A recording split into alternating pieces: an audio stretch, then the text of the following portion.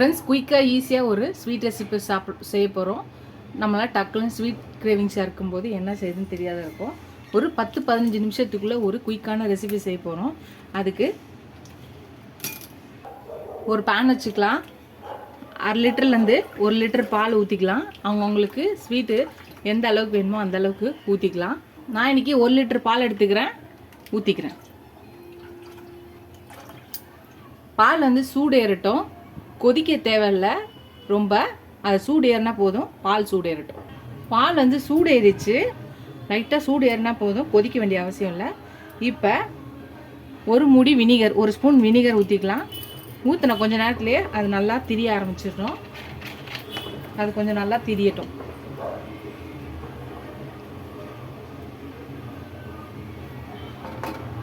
பாருங்கள், நல்லா திரிஞ்சிடுச்சு. இப்போ இதில் 1 கப்பு வெல்லம், நாட்டு சக்கரை, ப்ரௌன் சுகர் எது வேணாலும் போட்டுக்கலாம். இப்போ இதை போட்டு நல்லா மிக்ஸ் பண்ணிக்கலாம். இது நல்லா கரைஞ்சி கட்டியாக வரணும், கடாயில் ஒட்டாமல். அது வரை நம்ம இதை நல்லா கிண்டிக்கிட்டே இருக்கலாம். இது நல்லா கொதிக்கட்டும். நல்லா கிளறியாச்சுல. இப்போ எக்ஸ்ட்ரா டேஸ்ட்டுக்கு நான் ஒரு 2 டேபிள் ஸ்பூன் வந்து மில்க் பவுடர் போடுறேன். இதையும் சேர்த்து நல்லா மிக்ஸ் பண்ணிக்கலாம். எல்லாத்தையும் நல்லா மிக்ஸ் பண்ணிக்கலாம். நல்லா திக்காக ஆரம்பிச்சிச்சு பாருங்கள். இப்போ நம்ம இதில் ஒரே 1 ஸ்பூன் நெய் போட்டுக்கலாம். 1 ஸ்பூன் வந்து ஏலக்காய் தூள், கார்டமம் பவுடர், இதையும் சேர்த்து நல்லா மிக்ஸ் பண்ணிக்கலாம். நல்லா திக்காக ஆரம்பிச்சிச்சு. இன்னும் நல்லா கொஞ்சம் திக்காகணும். அது வரையும் நம்ம இதை நல்லா கிண்டிக்கிட்டே இருக்கலாம். ஃப்ரெண்ட்ஸ், அவ்வளோதான், நல்லா கட்டியாகி வந்துருச்சு. நல்லா சுருளை வந்துடுச்சு, கடாயில் ஒட்டாமல். இந்த பதம் வந்தோடனே நம்ம அடுப்பை ஆஃப் பண்ணிடலாம். அடுப்பை ஆஃப் பண்ணிவிட்டு ஒரு கிளறிக்கோங்க.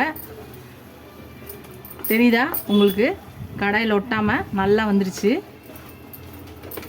அவ்வளோதான், அடுப்பு ஆஃப் பண்ணியாச்சு. ஒரு ட்ரேயில் நான் பட்டர் ஷீட் போட்டு வச்சுருக்கேன். இப்போ இதுக்குள்ளே நம்ம ரெடி பண்ண இந்த மில்க் ஸ்வீட்டை இதில் கொட்ட போகிறோம்.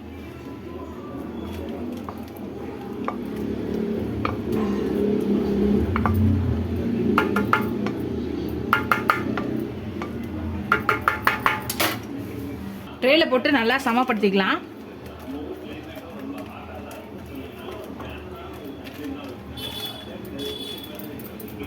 அவ்வளோதான். இதெல்லாம் ரூம் டெம்பரேச்சர்லேயே ஒரு 2 hours வந்து இதை ஆற விடலாம், ரெஸ்ட் விட்டுடலாம். அப்புறமா இதை எடுத்து கட் பண்ணிக்கலாம்.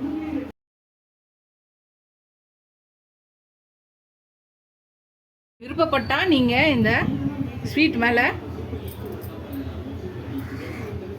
நட்ஸை பொடி பண்ணி போட்டுக்கலாம். நான் வந்து பொடி பண்ணி போடுறேன். உங்களுக்கு வேணும்னா போடலாம், வேணாட்டி ஸ்கிப் பண்ணிக்கலாம். இது அப்படியே 2 hours ரெஸ்ட் இருக்கட்டும். நம்ம ரெடி பண்ண மில்க் ஸ்வீட் வந்து 2 hours வந்து ரெஸ்ட் ஆகிடுச்சு. இப்போ இதை ஒரு பிளேட்டுக்கு நம்ம மாற்றிக்கலாம். அதுதான் பிளேட்டில் வச்சாச்சு. நம்மளுக்கு என்ன ஷேப் வேணுமோ அந்த ஷேப்பில் நம்ம கட் பண்ணிக்க வேண்டியதான்.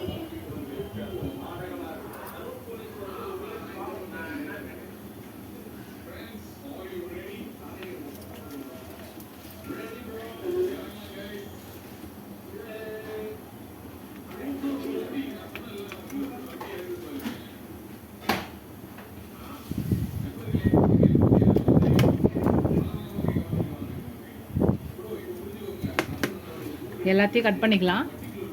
அதுதான் கட் பண்ணியாச்சு. பாருங்கள், நம்மளோட மில்க் ஸ்வீட்டு ரெடி ஆயிடுச்சு. கடையில் வாங்குற மாதிரியே இருக்கும். ரொம்ப சூப்பராகவும் டேஸ்ட்டாகவும் சிம்பிளாக குயிக்காக வீட்டிலே செய்யக்கூடிய ஒரு மில்க் ஸ்வீட்டு.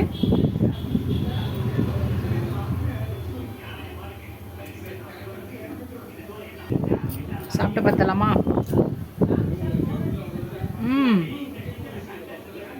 சூப்பராக இருக்குது. கண்டிப்பாக நீங்களும் ஸ்வீட் கிரேவிங்ஸாக இருக்குது, வீட்டில் திடீர்னு கெஸ்ட்டு வந்துட்டாங்க, அப்போ செய்யணும்னு நினைக்கும் போது கண்டிப்பாக இது ஈஸியாக செஞ்சிடலாம், குயிக்காக செஞ்சிடலாம். செஞ்சு பாருங்கள். உங்கள் ஃப்ரெண்ட்ஸ்க்கும் இந்த வீடியோவை ஷேர் பண்ணி அவங்களுக்கும் செஞ்சு பார்க்க சொல்லுங்கள். இந்த வீடியோ பிடிச்சினா லைக் பண்ணுங்கள். ஃபஸ்ட் டைம் என் சேனல் பக்கம் சப்ஸ்கிரைப் பண்ணிட்டு பாருங்கள். இதுவரையும் சப்ஸ்கிரைப் பண்ண எல்லா ஃப்ரெண்ட்ஸ்க்கு தேங்க்ஸ். எனக்கு என் சேனலுக்கு சப்போர்ட் பண்ணிங்கன்னு நினைக்கிறேன். இதோட அடுத்த வீடியோவில் பார்க்கலாம். டாடா பாபா ஃப்ரெண்ட்ஸ்.